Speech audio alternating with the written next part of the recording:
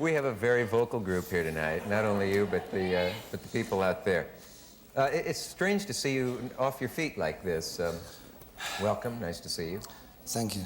So you've got a lot of explaining to do. Yes. I feel like I always feel I should interview like that character Peter Cook does. You know, what is all this prancing about a stage and trappings and all of that? But you don't have the trappings that you've had in the past. You're a little more conventional. Yeah. At this moment. What happened? We did the Diamond Dogs tour and took it from New York to Los Angeles.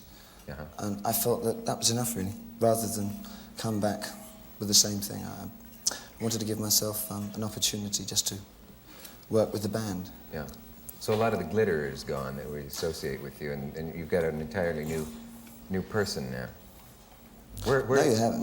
Où sont les glitz de yesteryear, or something like that.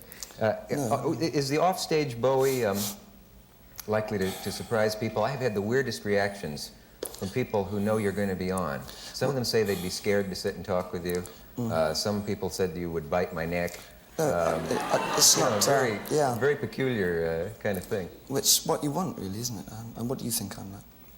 Well, I've only met you over the phone and a little bit backstage, and to me you seemed like, I hope this doesn't insult you, a working actor. I mean, that's right, that's very good. You know, I mean, what are you drawing? It's therapeutic. No, you know, some people thought, there's a lady who said, I don't know if I'd want to meet him. He would make me very nervous. I have a feeling he's into black magic and that sort of thing.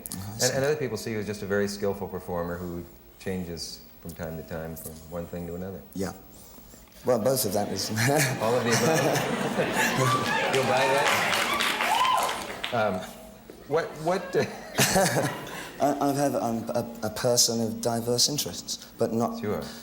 I'm not really very academic, but I glit from one thing to another a lot. Yeah. Glit. It's like flit, but it's the 70s version. One letter later in the alphabet. This is incredible. Picture. It's very striking. The first time you see it, I remember the first time this album appeared in a record store window, and I could see it actually stopping traffic on the sidewalk. This is the picture you send to the draft board, obviously, saying that. Keep this boy around.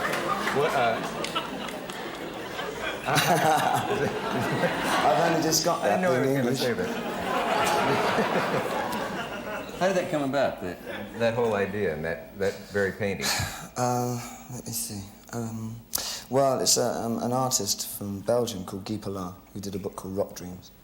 That yeah. That I nicked the. Well, I didn't nick the book, but I saw the book at Mick Jagger's house, and I nicked the idea of doing a cover. What does nicked mean? Oh, stolen. So. Stole the idea. Does this make you nervous to sit without your band and with everything in this to chat a little bit? Oh, let's carry on talking. Don't ask me that. Oh. Otherwise, I'll wonder. Okay. Oh, I'd rather not know if I'm nervous until. Okay, I won't worry about that. Okay. Where's the kick for you, David, in performing? In performance, when you're on stage? That's it. Complete. Really. Being there. Yeah. The entrance. I can imagine that it would be very exciting profession. I mean, to stand there with that. There are people in the world who've never stood on a stage. Those of us who have forget this. I mean, to stand on a giant stage like that with a band behind you. At rehearsal today, I stood in for you. Oh, right, I tell you. You know what I mean? And the feeling of standing there with that sound coming behind you is very exhilarating. I had an incredible feeling, and I got a lot of fulfillment from working in productions like Diamond Dogs or the Ziggy Stardust. Yeah. But it was one of putting together lots of bits and pieces and loose ends and directing the whole thing and remembering 1,000 things at once. So that was one kind of fulfillment. But now that I'm working just with the band and singing, which is something I haven't done for years, just stand there and sing my songs, I'm finding a new kind of fulfillment. I'll go back to doing productions. You will? Oh, yeah. I just wanted to go out and sing my songs as a singer-songwriter for a bit. Yeah. And then I'll... Okay. David, what kind of student were you in school? As I say, not very academic. I'm pretty... I suppose I was considered arty. Arty? Yeah. But did you go through college or to college or? Oh, yeah, I went to a technical college near London that had an art course for people from 12 upwards who couldn't do anything else much, like maths or physics or something. Yeah. So I took art. All right. You know that Jagger studied economics. Yes. And yeah. I mentioned that once when he was on, and some of his fans were disappointed to hear that. And he was at the London School of Economics. Yes. And it ties into something you said in an interview you did with William Burroughs, which I thought was interesting if it's in fact true.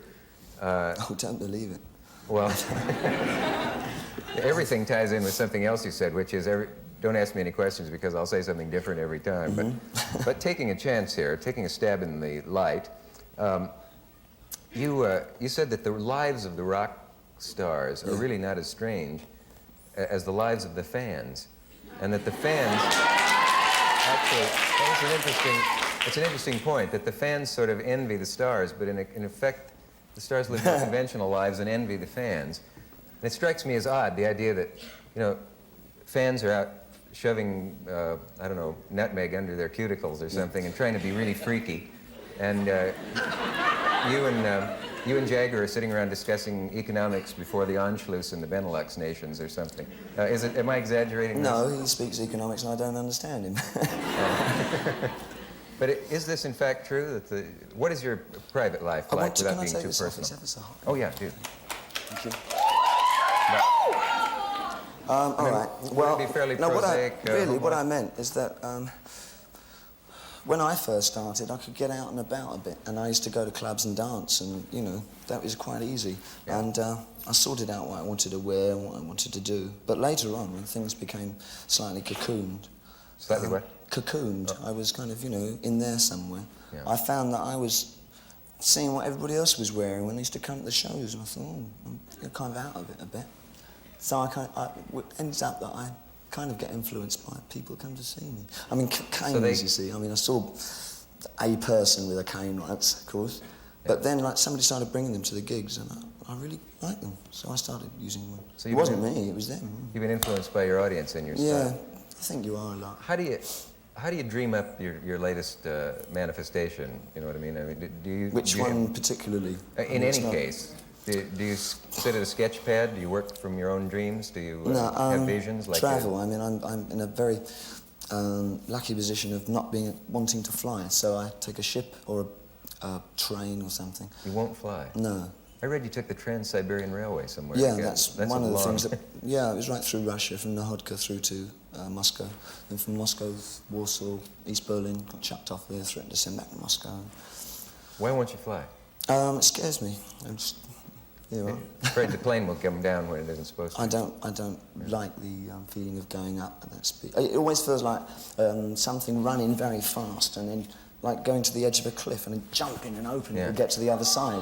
I like that, though. Well, it should be like if it's like just goes like that. Yeah. Like us all. Why do rock stars tend to have premonitions of doom? It seems to be a theme in their work and in their life. Oh, because they're pretty nutty to be doing it in the first place, anyway. Is that what it is? Yeah. Got a very tangled minds, very, very messed up people. Do you ever try to picture yourself at 60? No. So, somebody said the idea of a reunion of the Beatles in their 70s, they come tottering out onto the stage. Someone holds a guitar up in front of them while they pluck it, or their 80s, let's say. This is a rather personal question, but is that your real hair color?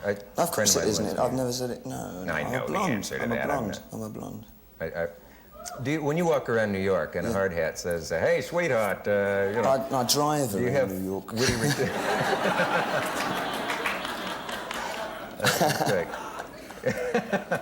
Good idea.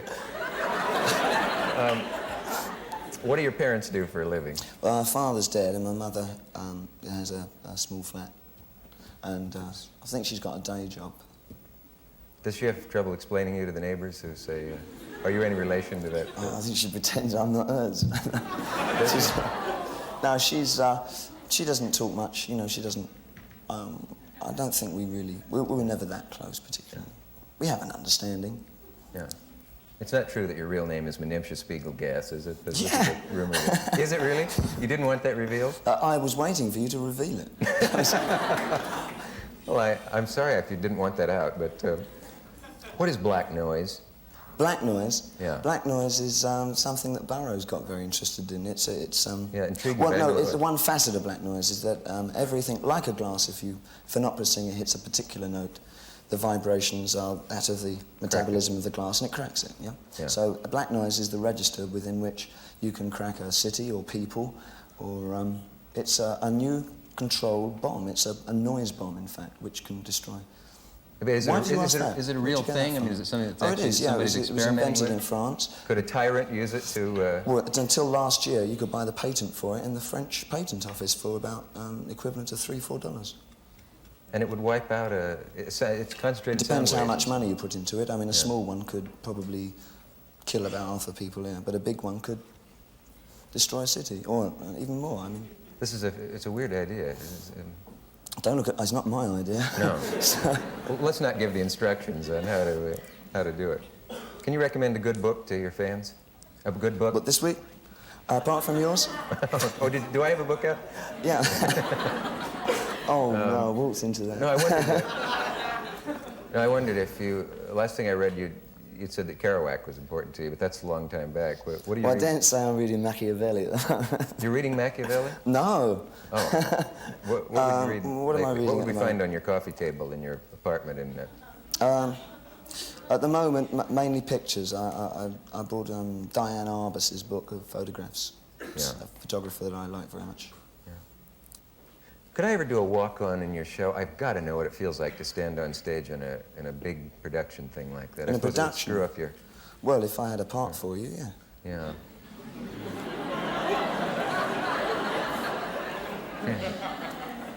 Maybe if I were to bring out a cup of tea and a good book. If it's your book. Oh, I forgot about that.